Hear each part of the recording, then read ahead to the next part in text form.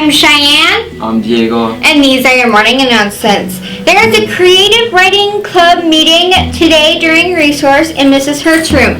Make sure to be there. Brodhead Judah Football Awards Nights at the Auditorium, November 12th, 7 p.m. There will be a brief meeting for all boys interested in boys basketball during resource at 3 p.m. on Thursday, October 31st. Thanks, and make sure to be there. The Y2Y Movie Night community will meet Friday morning at 7:30 in Rita's room. There will be a student council meeting on Friday during resource in the auditorium. All council members should attend. And these have been your morning announcements. Good morning, Cardinals.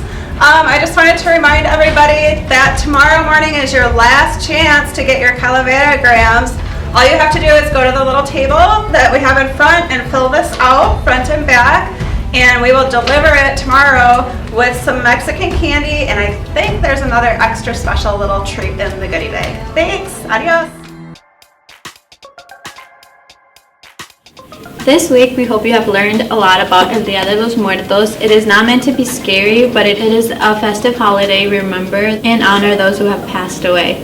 The traditions have been around for decades. There are a few more things you might see during El Día de los Muertos, including pan de muerto, which is bread that represents the dead. It's a traditional round shape that represents the body. The bone figures that decorate it represents the extremities. The round piece in the middle represents the skull. The cempasúchil or marigold flower is a very traditional flower used to decorate many ofrendas and graves. There is a beautiful legend of how this flower became the path of the other side. It is a love story of two young Aztec lovers, Xochitl and Huitzli, who were separated by fate and death. The sun saw their sorrow and turned the young Huitzli into a beautiful flower of fiery colors, as intense as the sunrise. Suddenly, a hummingbird lovingly touched the center of the flower with its beak.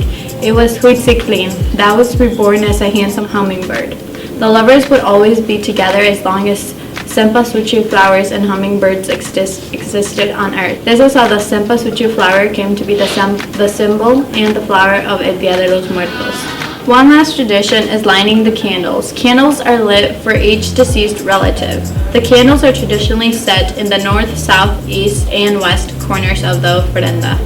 Their light is believed to guide the spirits on their way back home for their yearly visits. Remember, tomorrow is the last day you can get your candygram, so go get it. Ciao! Bye.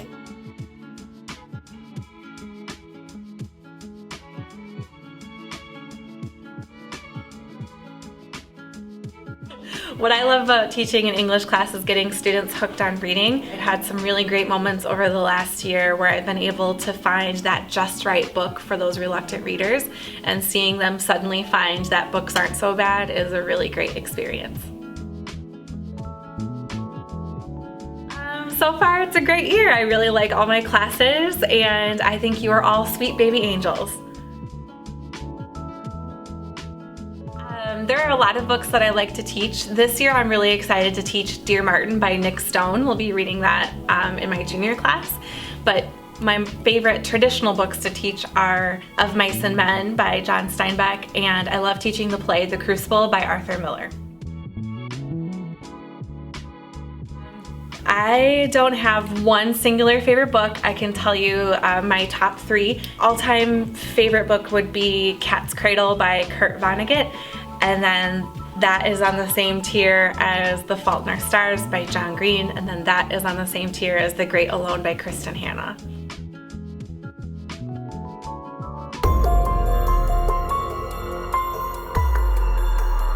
Today's lunch is spectacular chicken nuggets, grapes and pears, baby carrots, and a bat cookie, and your choice of milk. Go ahead, Dustin. What's the difference between a TV and a newspaper? What's the difference between a TV and a newspaper? Ever tried swatting a fly with a TV? Have you ever tried swatting a fly with a TV? Good one, Dustin.